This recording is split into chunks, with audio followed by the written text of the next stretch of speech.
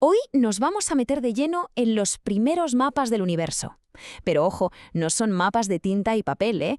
Son mapas forjados con mitos, con historias. Son el primerísimo intento de la humanidad por entender qué es todo esto que nos rodea. Y es que, a ver, antes de que tuviéramos telescopios, antes de las ecuaciones y la física, ¿cómo se imaginaba la gente el mundo? O sea, ¿cuál creían que era la estructura de la realidad?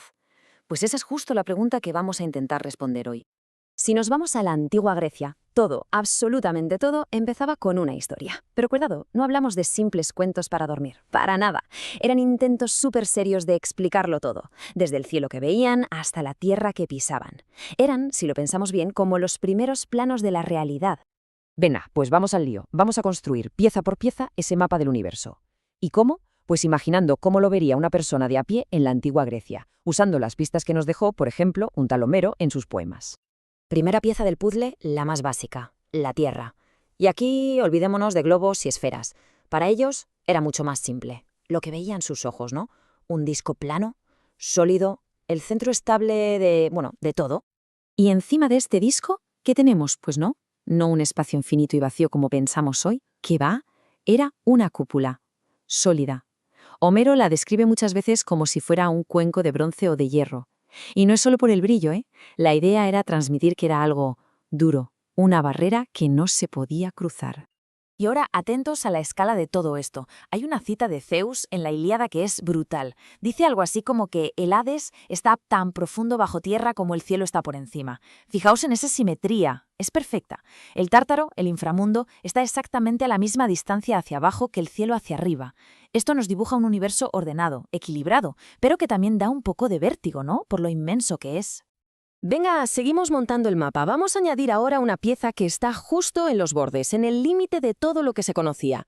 Hablamos del océano, pero no como lo pensamos hoy. Era el río primordial. A ver, ¿qué era exactamente este océano? Pues para la gente de la época no era el mar salado que ellos navegaban. No, era un río. Un río gigantesco de agua dulce que daba vueltas y vueltas rodeando todo el borde de la tierra plana. Era, vamos, el fin del mundo. Literalmente. Pero lo interesante es que esta idea del océano no se quedó quieta. Fue evolucionando. Al principio era simplemente eso, un límite geográfico, un río que rodea al mundo y vuelve a empezar. Pero luego la cosa se puso más seria. Pasó a ser la fuente de todas las aguas, de los ríos, de los mares, de todo. Y el salto final fue tremendo. Se convirtió en la génesis de todas las cosas. Casi nada. Entonces, aquí está la clave de todo. El océano deja de ser un simple lugar en el mapa para convertirse en un concepto, en un principio abstracto, creador. O sea, ya no es solo el río que está al final de todo, sino que es el origen de la vida. Y ese cambio de mentalidad, es importantísimo. Vale, pero a ver, una idea tan rara, tan específica, como un río que le da la vuelta al mundo, ¿de dónde sale? Bueno, pues resulta que los griegos no se la inventaron de la nada. Estaban, digamos, conectados a una red de ideas que venía de mucho más atrás. Es que, si lo pensamos un segundo, ningún marinero griego, por mucho que navegara, se encontró nunca con un río de agua dulce gigante que rodeara el mundo. Imposible. O sea, que esta idea no venía de lo que veían, era pura imaginación, un salto conceptual. Entonces volvemos a la pregunta de dónde narices salió, si no era algo que pudieran ver cómo es que se lo imaginaron con tantísimo detalle y sobre todo con tanta seguridad. Pues todo apunta al intercambio cultural, a que las ideas se movían. Si miramos a civilizaciones más antiguas, como las de Oriente Próximo, encontramos cosas que nos suenan un montón.